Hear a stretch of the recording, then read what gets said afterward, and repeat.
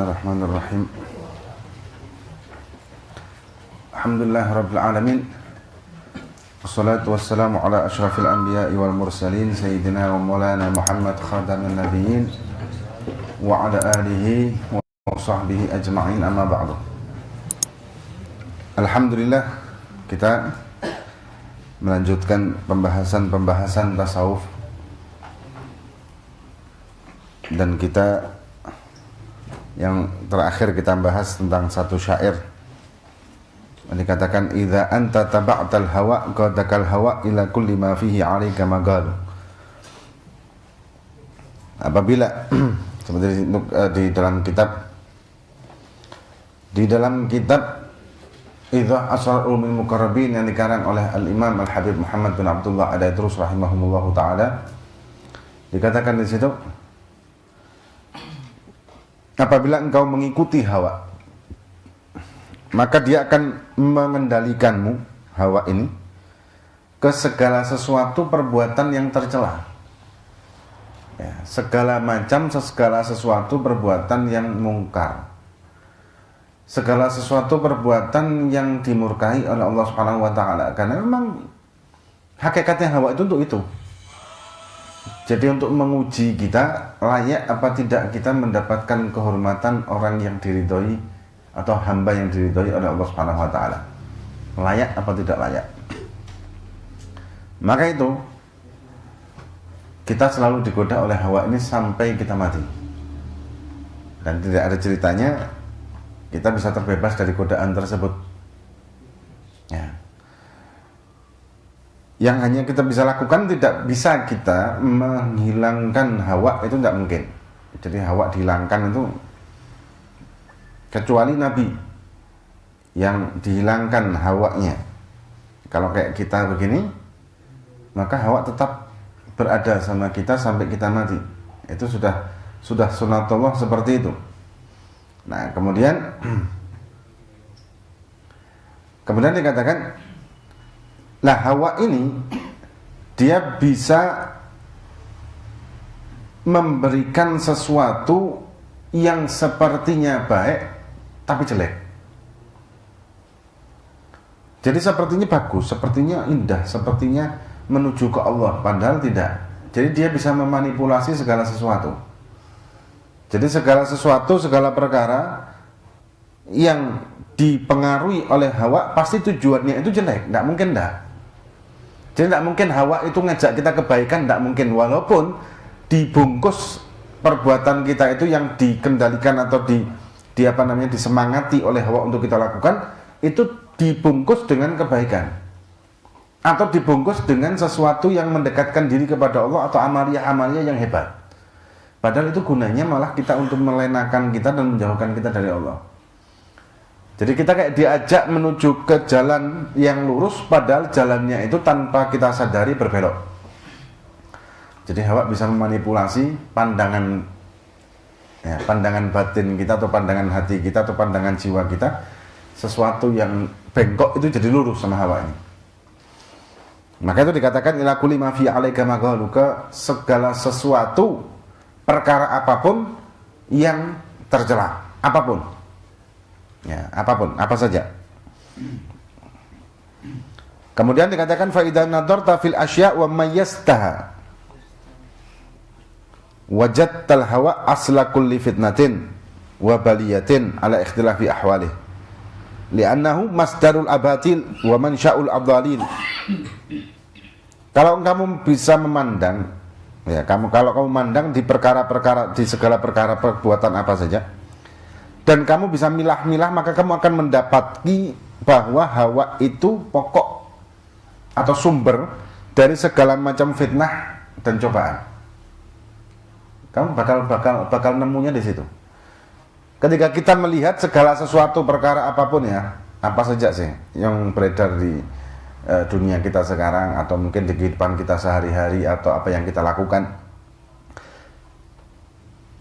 malasnya kita ibadah, nyimpangnya kita dari Allah, atau semangatnya kita melakukan kemaksiatan dan lain sebagainya, ini ternyata hawa yang berperan. Ini ternyata Hawa yang melakukan. Dan ini Hawa yang sumber segala macam fitnah dan bencana cobaan. Ala ikhtilafi ahwali, dengan macam-macam jenis dan bentuknya. Yang seperti yang katakan tadi. Bahkan dengan bentuk kamuflase kebaikan, padahal itu adalah kejelekan.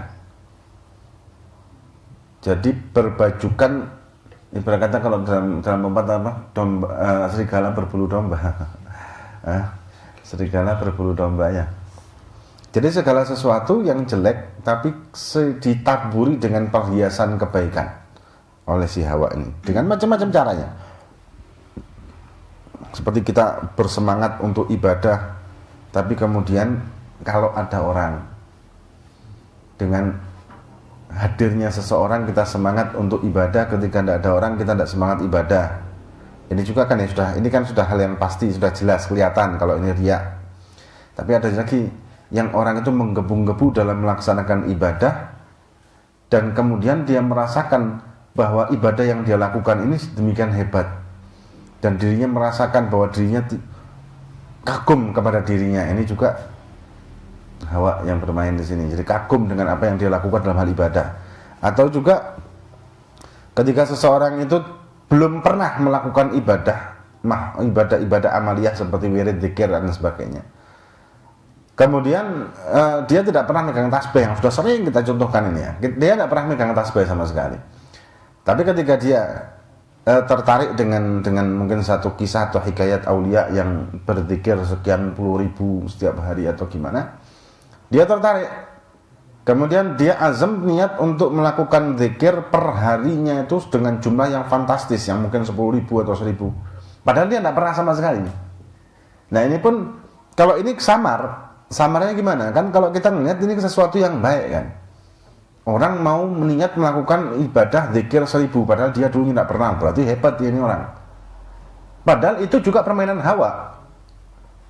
Kenapa? Karena kalau kita tidak pernah melakukan sesuatu, tahu-tahu kita berbalik 180 derajat, akhirnya kan kembali lagi ke 180 derajat lagi. Jadi 360 derajat balik asal, ya kan? Nah, berubah 180 derajat itu kan bertentangan gitu kan. Kalau 360 kan balik lagi ke tempat asal, blunder. Ya memang dibikin seperti itu sama Hawa.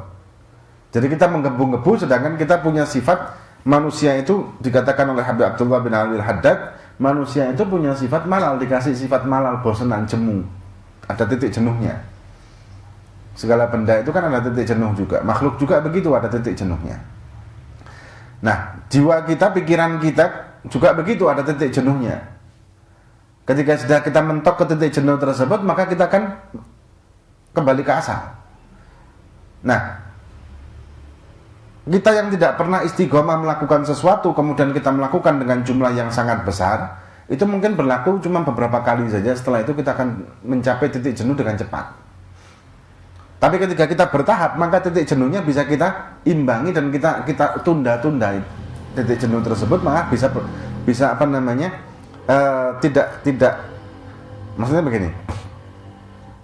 Ketika kita melakukan sesuatu itu dari pelan dulu, kemudian bertahap dengan menambahkan kecepatan. Ini kalau kita metode speed, dengan tambah dengan istiqomah kecepatan setiap sekian itu sekian, maka kita tidak akan terasa kecepatan tersebut. Tapi ketika kita langsung ngeber ya, dari 0 langsung ke 100 km per jam gitu misalkan, kan itu kan dengan kecepatan yang sangat tinggi, maka kita akan tersentak ke belakang, menyentak ke belakang dengan melompatkan kendaraan ini, dan kelihatan betul banternya. Tapi kalau kita pelan-pelan kayak di tol ya, kayak di tol, habis bayar